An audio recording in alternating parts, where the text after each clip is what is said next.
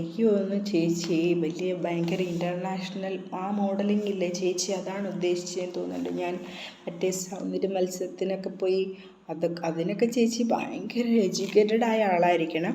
പിന്നെ ഭയങ്കര സുന്ദരിയാവണമെന്നില്ല, ആവറേജ് സൗന്ദര്യം വേണം. അങ്ങനെയൊക്കെ പോയി മത്സരിക്കണമെങ്കിൽ അതിനൊക്കെ ഭയങ്കര പ്രൊസീജിയർ ഉണ്ട് ചേച്ചി, അങ്ങനെയൊക്കെ പോകണമെങ്കിൽ, മനസ്സിലായോ?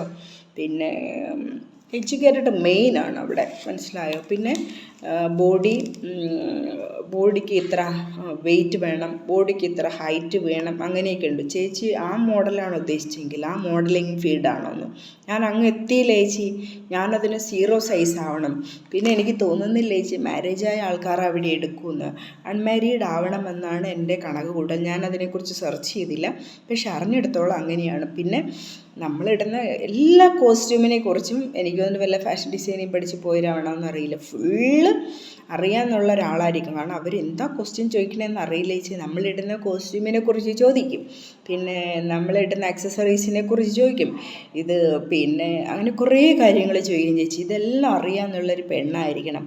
എല്ലാം പറഞ്ഞു കഴിയുമ്പോഴാച്ചി അവരെ എടുക്കുന്നത്. നമ്മുടെ രഞ്ജിനി ഹരിദാസ്, സുസ്മിദാസൻ, ഐശ്വര്യ റായ്, നമ്മളെ കേരളത്തിൽ കുറേ പേര് എടുത്തില്ല. ഇപ്പോൾ എടുത്ത പേരുകളൊന്നും എനിക്കറിയില്ല.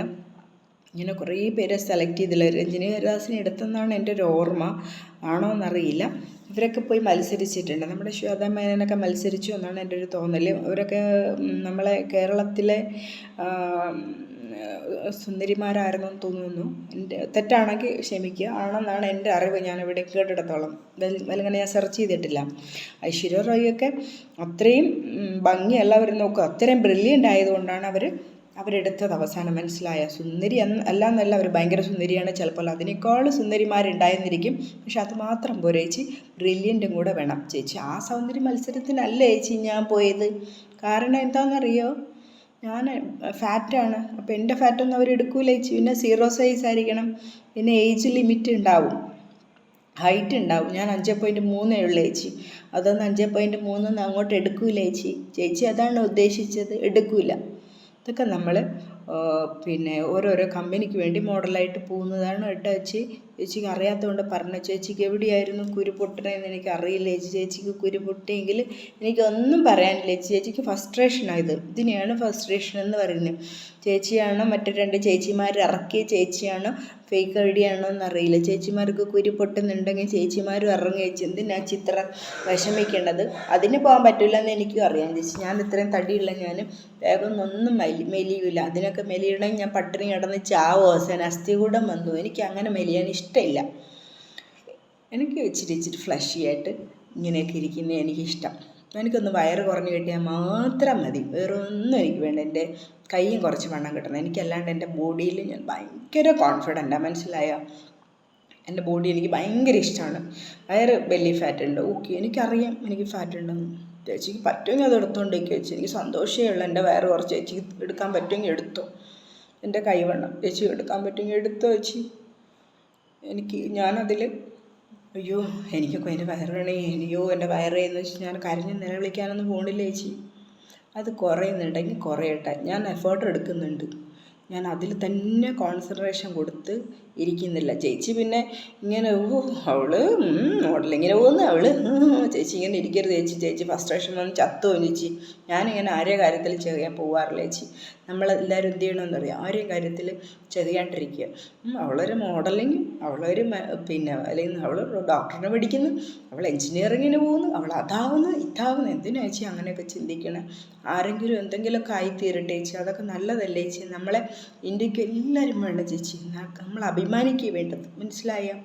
നമ്മളെ ഇപ്പോഴത്തെ മക്കളെല്ലാം എന്ത് ബ്രില്യൻ്റ് എല്ലാവരും. പണ്ട് കാലത്തൊക്കെ ഉണ്ടല്ലോ, ഞാനൊക്കെ പഠിക്കുമ്പോൾ ഒരു 50 പിള്ളേരുണ്ടെങ്കിൽ അതിൽ കൂടിപ്പേര് 10 20 പഠിച്ചതല്ലേ, ബാക്കിയെല്ലാം മൊയ്ന്തുകളായിരിക്കും, മനസ്സിലായോ?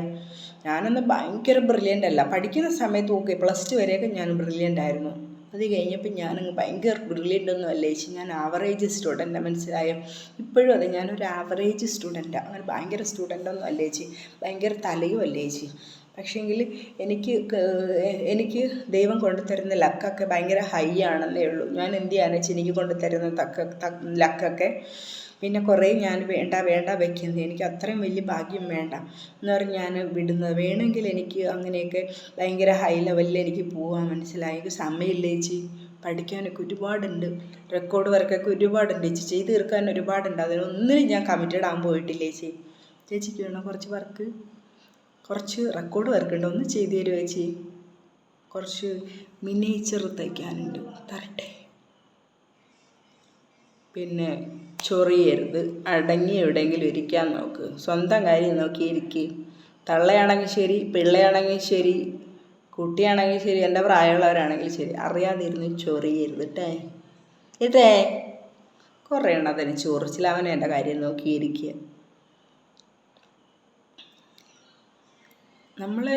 നമ്മൾ ഈ ഫീൽഡിലേക്കൊക്കെ ഇറങ്ങുന്നത് നമ്മൾ മനസ്സിൽ ഓരോരോ കാര്യങ്ങൾ കണ്ടായിരിക്കാം, മനസ്സിലായോ? അത് നല്ല ബുദ്ധിയുള്ള ഒരാൾക്കേ മനസ്സിലാവുള്ളൂ ഇവളെന്തിനാണ് ഇതിലേക്ക് വരുന്നതെന്ന്. എൻ്റെ മനസ്സിലുണ്ട്, അത് ഞാൻ പറയാൻ ഉദ്ദേശിക്കുന്നില്ല. പോയി തൂങ്ങിച്ചാവ്. എൻ്റെ മനസ്സിൽ ഒരു ഫേക്ക് ഐ ഡി വന്നിട്ട് നിങ്ങൾ എന്ത് ബിസിനസ്സാണ് സ്റ്റാർട്ട് ചെയ്യുന്നത്, എന്താണ് നിങ്ങളുടെ മുന്നോട്ടുള്ള റോൾ, എന്താണ് നിങ്ങൾ ആഗ്രഹിക്കുന്നത് പറയാൻ മനസ്സില്ല. എനിക്കറിയാം ആരാണ് ഇതും കൊണ്ട് വരുന്നതെന്ന്, ഞാൻ എന്താണ് ചെയ്യുന്നതെന്ന് പറഞ്ഞിട്ട് അതുപോലെ ചെയ്യാൻ വരാനില്ല. എനിക്കിഷ്ടമല്ല പറയാൻ. കാത്തിരുന്ന് കണ്ടാൽ മതി, മനസ്സിലായോ? വെയിറ്റ് ആൻഡ് സീ, അതേ എനിക്ക് പറയാനുള്ളൂ. കിട്ടുമോ ആര് ഫേക്ക് ഐ ഡിയിൽ വന്നെന്നൊക്കെ എനിക്കറിയാം. എന്നെക്കുറിച്ച് ഓർത്തോർത്ത് അവിടെ ഇരുന്ന് ചെറിഞ്ഞിരുന്ന് എനിക്ക് നോ പ്രോബ്ലം.